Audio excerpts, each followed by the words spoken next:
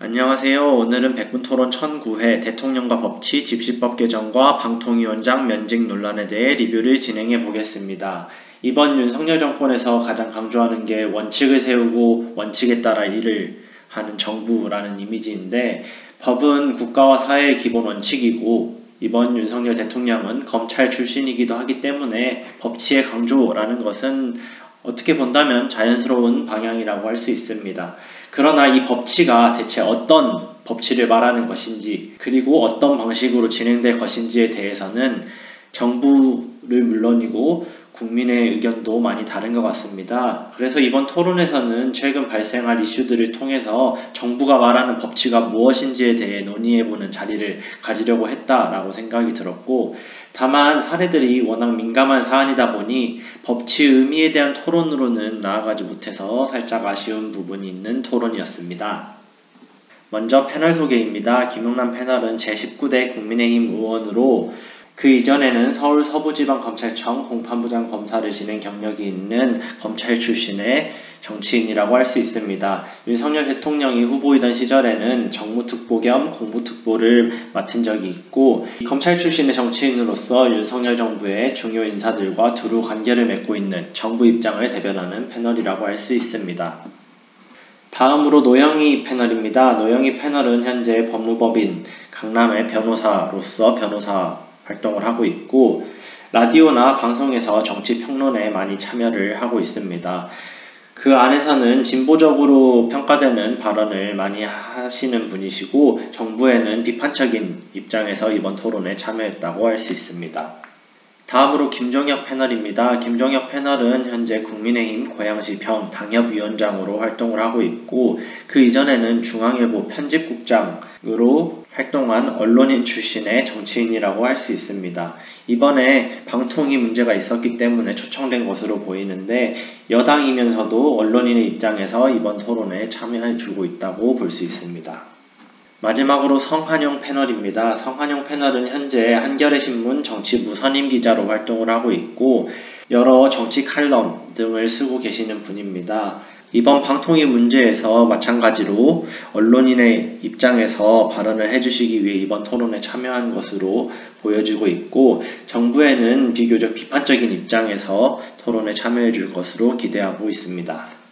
오늘 토론에서는 법치라는 큰 틀을 가지고 여러 세부적인 이슈들에 대한 논의가 있었는데, 먼저 집회와 시위 문제에 대한 이슈가 있었습니다. 이 이슈는 크게 두 가지 구체적 사안에 대해서 논의가 진행됐는데, 먼저 최근 불법 노조를 엄단한다는 대통령의 발언이 있었는데, 이것이 5월 16일에 있었던 민노총 건설노조 집회를 염두한 발언으로 보여서 해당 집회의 불법성에 대한 논쟁이 있었고, 또 다음으로는 집회 시위법의 개정에 있어서 시간 규정과 주최 측의 불법 전력 확인이라는 항목에 대한 논쟁이 있었습니다. 첫 번째 사안에 대해서 성한용 패널은 윤석열 대통령이 민노총 집회를 불법으로 단정하는 듯한 발언을 하면서 이전 정권이 이런 불법 행위를 묵인했다고 하면서 진영 논리를 앞세웠고, 법치 수호보다는 정치적 이득을 위해 이런 발언을 했다고 주장하면서 이들 집회를 정쟁화시켰다고 비판했습니다. 이에 대해 김용남 패널은 집회와 시위의 자유는 중요하지만 다른 사람의 일상생활을 침해해서는 안 된다 라는 원론적인 입장을 보여주면서 이번 집회에서 도로점거, 음주로 인한 소란, 노상방뇨 등의 불법적인 행위들이 있었고 이를 엄단해야 한다고 주장했습니다. 김종혁 패널 역시 이런 일부의 불법 행위로 집회 전체를 불법으로 규정할 수는 없다고 말했지만, 시위나 집회에서 불법 행위가 발생하는 빈도나 정도를 고려해서 판단할 필요가 있다라고 부연했습니다. 이에 대해 노영희 패널은 집회 내에서 발생한 불법 행위는 없어져야 하겠지만 왜 집회가 일어났는지 그 동기에 대한 이해와 조치가 동반되어야 한다고 주장했습니다. 또한 집회를 이해할 때 집회에서 추구하는 이득과 주변 일반인에게 끼치는 피해의 이익 형량을 따질 필요가 있고, 이 경우 집회가 가져올 이익의 기대치가 더 크기 때문에 용인할 수 있다라는 주장을 했습니다. 노영희 패널의 말처럼 집회가 발생한 원인과 이에 대한 해결이 필요하다라는 주장에는 동의할 수 있을 것 같습니다. 그들이 집회나 시위에서 보여주는 행위가 불법적이라고 하더라도 그들의 주장, 그리고 그들이 처한 상황이 거짓이거나 억지라고 할 수는 없기 때문인데, 다만 그렇다고 해서 불법과 남에게 피해를 주는 행위가 용인된다는 논리로 바로 이어질 수는 없을 것 같다는 생각입니다. 각각의 사안에 따라서 법 수행 주체인 경찰과 검찰 그리고 법원이 최종적으로 판단해야겠지만, 이유가 옳으면 다 옳다거나 그 피해가 크기 때문에 집회를 금지해야 한다는 두 극단론으로 기우는 것은 경계할 필요가 있다라는 생각이 들었습니다.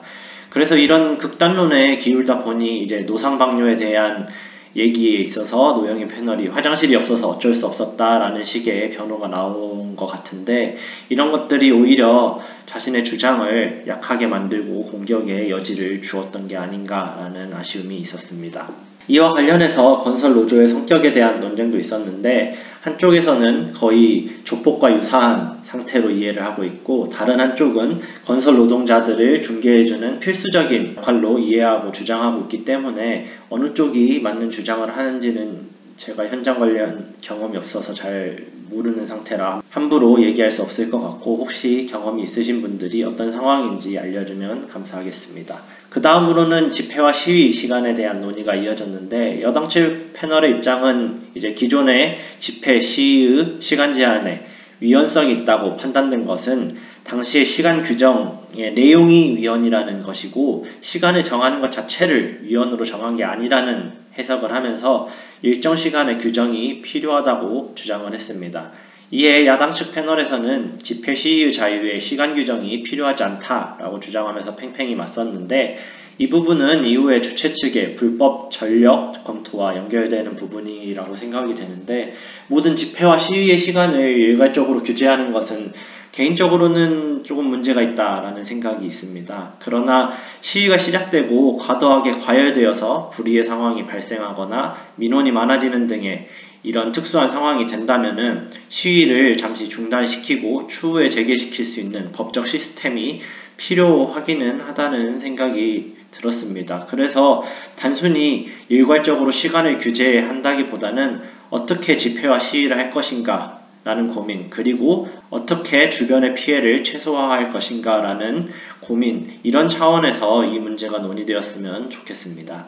마지막으로 주최 집단의 불법 전력을 검토하겠다는 사안에 대해서 김용남 패널은 이것은 사전 허가제가 아니고 이런 단체가 신고했을 경우 검토를 엄격히 하고 좀 더 경찰이 주의를 기울이겠다는 의도라고 설명을 했습니다.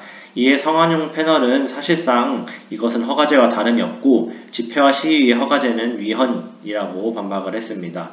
제 개인적으로도 경찰이 집회와 시위 신고 시에 참가 주최자, 주최 집단에 대한 기본적인 정보의 확보는 필요하다고 생각은 하는데, 성한용 패널의 말처럼 대한민국에서는 독재 시기에 집회, 시위의 자유가 제한받았던 적이 있었기 때문에 이런 사전 검토가 사실상의 허가제로 나아갈 우려가 있다라는 걱정을 하시는 분들이 많다는데도 공감이 들어서 어떻게 답을 내려야 할지 어려운 문제라고 생각이 들었습니다. 아마 사회적 합의를 위해서 많은 단계를 거칠 필요가 있는 문제라는 생각이 듭니다.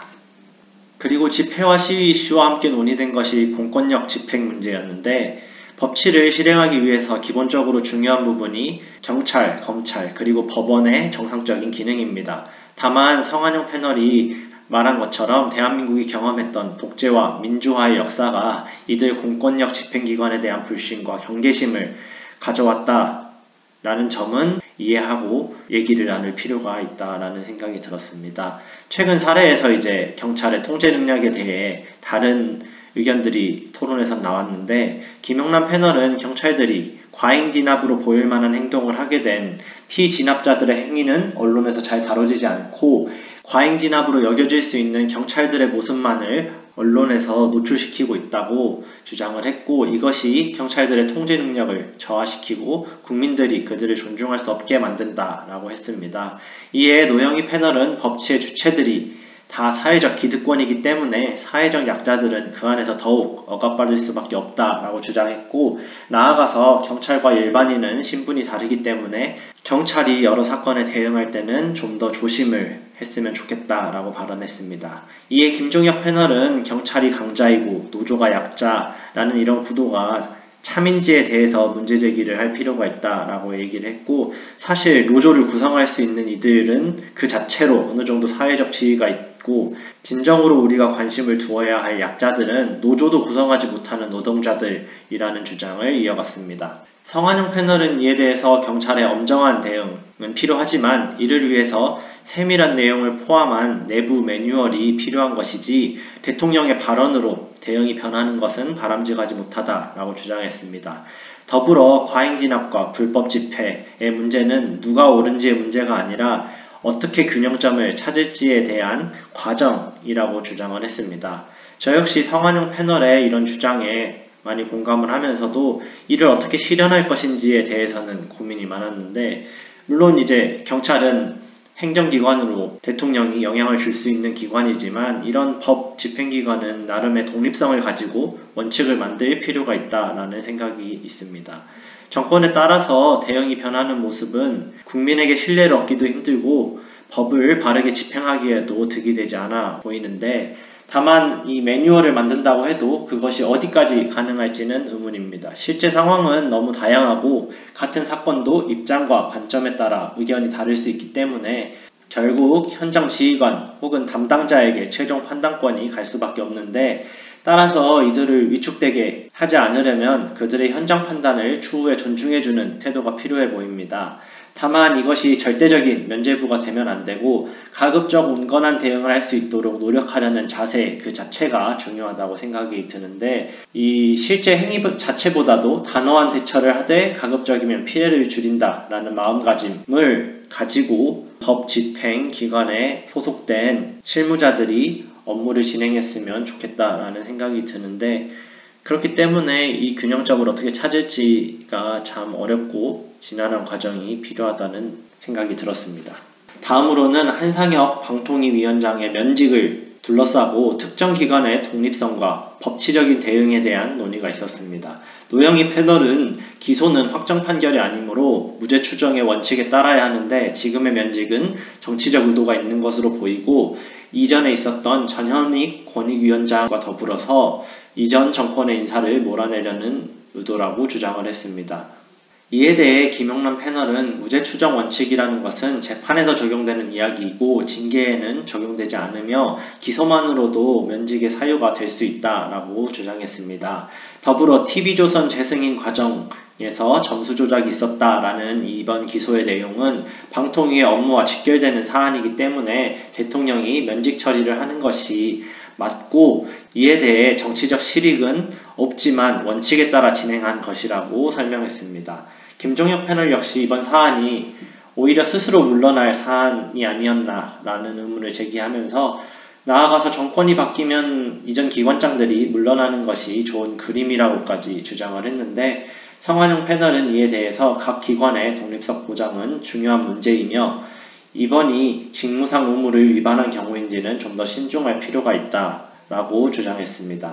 이런 논의에 대해서 먼저 무죄 추정의 원칙이 기본적으로 법을 둘러싼 원칙이라는 데는 동의하지만 그렇다고 재판장 안에서만 적용되는 원칙이라고 할 수 있는지는 저도 의문이 있고, 이 너무 명확한 현행범이 아닌 이상 혹시 모를 무고한 이들을 위해서 있는 원칙이니만큼 사회 경제적인 불이익을 보류하는 것도 어느 정도는 필요해 보인다는 생각이 들었습니다.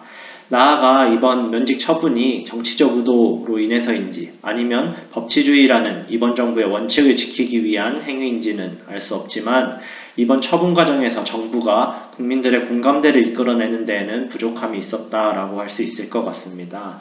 다른 이슈들에서도 보이는 부분이지만 원칙을 지키는 것은 중요하지만 그 원칙을 설명하고 공감을 이끌어내는 작업이 필요한데 이 부분이 항상 부족한 것 같아서 아쉽다라고 느끼고 있습니다. 마지막으로 김종혁 패널의 기관장 교체 주기에 대한 발언은 개인적으로는 공감하기 힘든 부분이었고, 정부가 정책 실행에 밀접한 연관이 있는 기관에 한정한 이야기라면 일리가 있을 수 있다라고 생각해 볼 수 있었을 텐데, 이전에 권익위나 이번에 방통위 같은 경우는 어떤 정권이든 기관 나름의 원칙을 가지고 움직여야 할 기관들이라고 생각을 하고, 그렇기 때문에 이제 기관의 독립성 문제가 있는 것이기 때문에 이번 이슈에 있어서 이런 발언을 하는 것은 적절한 발언은 아니었다라는 생각이 들었습니다.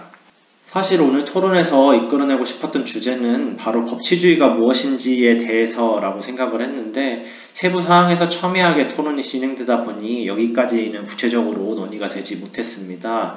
여기서는 패널들의 발언들 속에서 그들이 가진 법치에 대한 생각들을 모아서 한번 정리해 보았습니다. 김용남 패널과 김종혁 패널은 법이야말로 국가의 근간이고 원칙이라고 여기고 있는 것 같았습니다. 특히 김종혁 패널은 개인의 인권, 자유 역시 법이 보장하기에 있는 것이라고 주장할 정도로 법을 중시하는 모습을 보였습니다.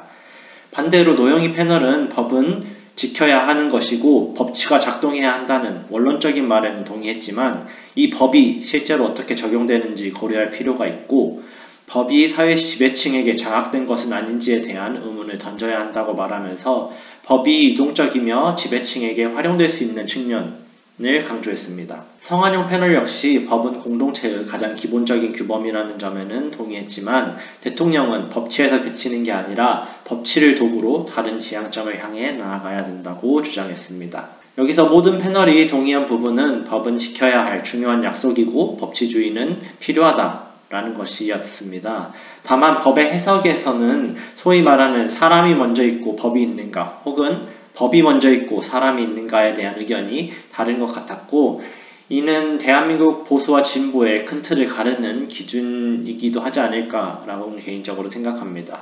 저는 개인적으로는 사람이 먼저다라는 입장인데 김종혁 패널이 말한 것과는 다르게 법이 자유를 보장해서 자유가 있는 게 아니라 자유나 평등, 인권과 같은 이 개인의 권리, 가치가 중요하기 때문에 법으로 보장할 제도를 만든 것이라고는 개인적으로 생각을 하고 다만 이는 원론적인 이야기로 실제 사회에서 생활을 할 때 이 자유, 평등, 인권이라는 가치를 위해서 법에 접촉되는 행동을 해야 할 때에는 깊은 고민이 필요하다고 생각합니다. 우리가 일상적으로 보는 현실에서 이것이 가장 충돌하는 장소가 바로 집회와 시위 장소라고 생각을 하는데 중요한 것은 법이 먼저냐 혹은 인간의 권리가 먼저냐 라는 문제의 답이 아니라 법이 먼저라고 생각해도 인간의 권리를 존중하는 자세, 인간의 권리가 먼저라고 생각을 해도 법을 존중하는 자세를 잃지 않고 끊임없이 균형을 맞춰보려는 고민과 시도들이라고 생각을 합니다.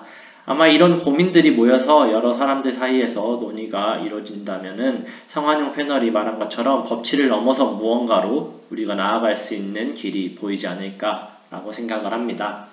그래서 이번 토론에서는 패널분들이 다들 어느 정도 토론의 실력이 있었다라고 생각이 들었는데 다만 다들 공격적인 성향의 패널이다 보니 채팅과 댓글에서도 더욱 감정적이고 상대방을 공격하는 내용들이 많았던 것 같습니다. 그래서 오늘은 다른 의견을 가져오는 대신 제가 어떤 토론 자세를 지향하는지를 잠깐 얘기해 보려고 합니다. 공감이 가신다면 좋겠고 아니면은 다른 의견을 주시면은 저도 경청하도록 하겠습니다. 먼저 오늘 특히 패널들이 상대방을 자극하는 표현과 어조를 많이 사용했던 것 같은데 가령 상대방이 나를 오해하고 있다라는 표현을 반복하는 경우가 있었는데 이는 나는 잘 말했는데 당신이 잘못 들은 게 아니냐라는 의사로 비춰질 수 있기 때문에 이런 경우에는 상대방이 이해한 것으로 예상되는 관점과 내용을 먼저 설명하고 그와는 다른 본인의 발언 의도를 다시 설명하면서 이 오해를 풀어준다면은 상대방을 납득시킬 수 있는 토론 방식으로 얘기를 할 수 있지 않을까라는 생각이 들었습니다. 그리고 이번 토론 중에 특히 말을 끊는 경우가 많았는데 그러다 보니 서로 감정이 격양되기도 했던 것 같습니다. 토론 중에 상대방의 말을 경청하는 것은 중요한 태도로 상대방이 내 말을 경청하게 하기 위해서도 중요하다라고 생각이 듭니다. 물론 동시에 상대방이 경청할 수 있도록 요지를 간단 명료하게 말하는 자세도 동반될 필요가 있습니다.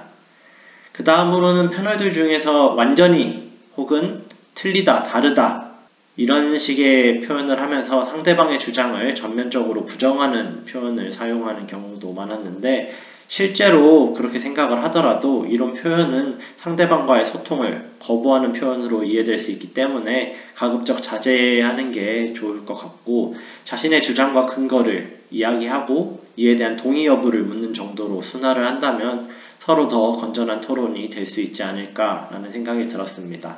마지막으로 이제 언성이 높아지고 감정적인 모습들이 보였는데, 이렇게 되다 보니까 처음 주장이 되풀이되는 선에서 토론이 멈추고 좀 더 깊은 논의로 나아가지 못해서 아쉬웠습니다. 그래서 총평은 아까 잠깐 얘기를 했던 것 같지만 패널들 모두 일정한 실력이 있는 분들이라고 생각이 들었는데, 다만 그 실력이 공격에 치우쳐져 있다 보니 서로를 지능탁 토론으로 끌고 들어간 것 같아서 아쉬웠습니다. 특히 내용을 듣다 보면 법에 대한 존중이나 경찰의 대응에 있어서의 고충, 그리고 집회 시위자 혹은 그 외의 약자들에 대한 관심이 필요하다라는 점들에 대해서는 모든 패널이 공감하는 부분이라는 생각이 들었고, 그런 점에서 논의가 좀 더 진행될 수 있다라는 기대가 있었는데, 이 부분이 논의되지 못하고 서로 다른 점에 초점이 모아져서 토론이 진행된 것 같습니다. 이런 토론은 결국 승자와 패자가 나뉘는 토론이 되어서 입장차를 줄이기도 쉽지 않고, 결국 서로의 원래 입장을 확인하고 이를 방청객에게 전달하는 효과 이상을 보기가 쉽지 않기 때문에 좀 더 공감대를 논의의 시작점으로 삼는 토론이 나오기를 희망하면서 오늘 리뷰를 마치도록 하겠습니다.